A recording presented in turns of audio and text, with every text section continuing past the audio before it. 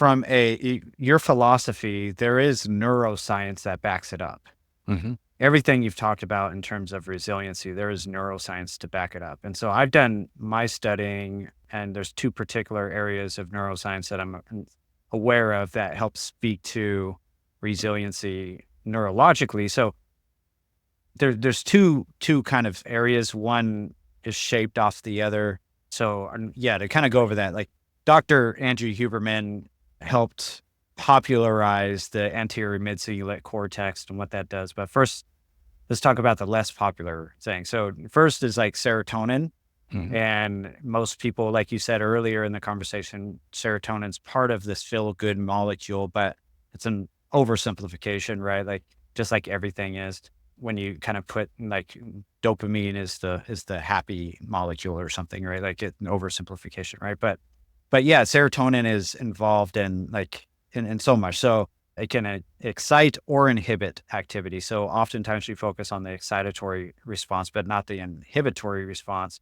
And we can kind of go into all the different areas, but for the sake of time, like it can affect like obesity, sleep, impulsivity, all these different sorts of things. And a flooding of serotonin, and too much of it can cause all these types of things from a negative aspect. So serotonin, when somebody is faced with a stressful response, and whatever is stressful depending on them and their own level of resilience, right? But whenever they're faced with a stressful response, serotonin will naturally flood to this 1A receptor that we have. And so I'll just define the difference between the 1A receptor and the 2A receptor. But the 1A receptor is this passive response. So that's our default mode. Is serotonin, when we're flooded with serotonin as a result of stress, default mode is 1A receptor gets flooded. And it puts us into this passive state. It puts us into this state where, like you said, we seek security naturally as human beings, and we can abuse the crap out of that and get to where we are now today. But we seek security nonetheless. And so this passive receptor gets flooded. So the 2A receptor is this active receptor. So again, 1A helps us tolerate stress through emotional blunting.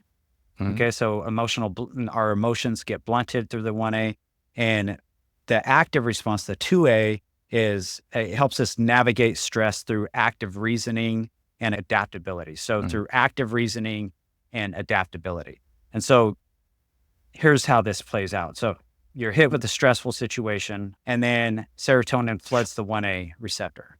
And you can then lean into that avoidance and just stay there and not do anything about whatever the stressful thing is, or hide from the stress and not actively pursue it. That has one consequence, and it's a big one. I'll talk about that in a second. But then you have what you can do when that happens is you can pull yourself into a state of attunement or mindfulness and start to take that 1A receptor and partner up with your prefrontal cortex. And then you can make a decision, right? And most people know your prefrontal cortex, that's the decision maker. That's the thing that's going to bring rationality into your life.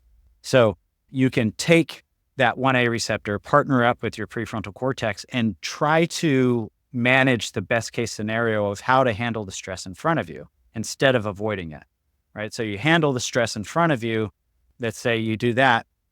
The serotonin begins to deplete from the 1A receptor and go into the 2A receptor,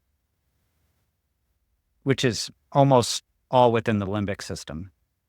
But when that happens, this is what's crazy. When most of the serotonin leaves the 1A and goes into the 2A, there's neurogenesis plus neuroplasticity that takes place, right? So the brain begins to evolve and create more neurons, and begins to take the neurons that you have and evolve and shift those neurons into a new behavioral pattern. So not only are you learning something new when you begin to take on this process, but also you're shifting your mindset or previous belief set and put mindset towards something, and allows the brain to adapt and take on new beliefs or new thought patterns, new behaviors, which is pretty incredible, right? So you do that consistently over the period of let's say years, because building foundation can take some time, but you do that consistently over a period of time, you build up some really strong foundations and core beliefs about the way the world works around you and how you are not a victim in the world and how you can take action toward yourself in the world and that sort of stuff. That's pretty incredible. The opposite is, let's say you do nothing, the serotonin stays flooded in that 1A receptor for approximately 48 hours. And this is within, specifically, it's called the Dorsraft nuclei. Within that area of the brain stays flooded with serotonin for 48 hours. So the way to think about it is you have a 48-hour contagious consequence where you now, for the next 48 hours, are far more likely to continue to avoid and regret and not take action for 48 hours because of the flooding that's taken place within that area. So you've now given yourself this response that now you're infected for 48 hours. So that's something that I think is pretty interesting when we talk about the concept of building up resilience versus the avoidance of, right? And doing the easy thing, or doing maybe not the easy thing, but the thing that feels safer at the time, And then as a result, what I'll say real quick as a result is that, again, this anterior mid-cingulate cortex area, and this either expands and grows or it shrinks.